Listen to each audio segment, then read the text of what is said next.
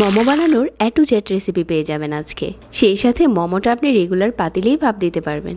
ব্লেন্ডারে নিয়ে নিচ্ছি 500 গ্রাম মুরগির মাংস, সাথে দিয়ে দিচ্ছি আদা টুকরো, রসুনের টুকরো আর কাঁচামরিচ, গোলমরিচ দিয়েছি 1 চা চামচ আর সাথে 1 চা চামচ সয়া সস। এটা খুব ভালো করে ব্লেন্ড করে নিয়েছি। এখন দিয়ে দিচ্ছি ধনেপাতা কুচি আর কিছু পেঁয়াজ পাতা কুচি, এগুলো একসাথে করে মিশিয়ে নিচ্ছি।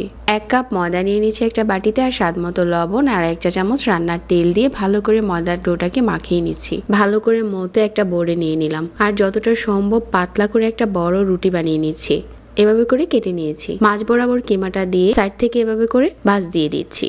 এভাবে করে আমি আজকে সহজ ভাঁজ দিয়ে মোমোগুলো বানিয়ে নিচ্ছি। এই পর্যায়ে চাইলে ডিপ ফ্রিজে সংরক্ষণও করতে পারবেন। একটা সসপ্যানে পানি ফুটিয়ে নিয়েছি, এরকম করে স্ট্রেনারে দিয়ে দিচ্ছি। এভাবে করে সবগুলো দেওয়ার পর ঢাকনা দিয়ে ঢেকে মোমোটাকে খুব ভালো করে ভাপ দিয়ে নিয়েছি। এখন হচ্ছে একটা প্যানে হাফ কাপের মতো তেল গরম করে নিয়েছি। গরম তেলটা বাটিতে নিয়ে নিলাম। 1 টেবিল চামচ দিয়ে দিচ্ছি আদা রসুন কুচি। গরম তেলে এটা দেওয়ার পর এখানে চিলি ফ্লেক্স, কাঁচামরিচ কুচি আর ধনেপাতা কুচি দিয়ে দিলাম কিছু। টমেটো সস দিয়ে দেব। এখন মোমোর সসটা রেডি। আর গরম গরম এই মোমোটা পরিবেশন করে নিচ্ছি।